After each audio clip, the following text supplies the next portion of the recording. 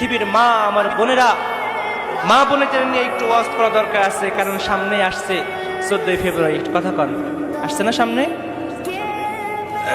দেখেন বাজান, বাসায় আপনার সন্তান আছে, মেয়ে আছে, বিবি আছে, একটু খেয়াল করবেন, কারণ বাড়ি যদি ঠিক হয়ে যায় ও জগৎ পুরো ভালো, ঠিক কিনা?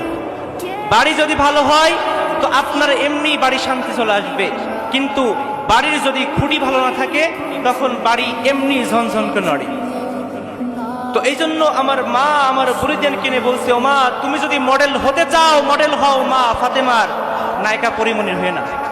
ও মা তুমি যদি মডেল হতে চাও তাহলে মডেল হও মা আয়েশা রাদিয়াল্লাহু তাআলা আনহু, মা সুমাইয়া রাদিয়াল্লাহু তাআলা আনহু, মা আসিয়া রাদিয়াল্লাহু তাআলা আনহু। ও মা কত কষ্ট করে গেছে তারা পৃথিবীর জমিন থেকে, তারা ইসলামের জন্য কত কষ্ট করে গেছে, তুমি কি দেখো নাই?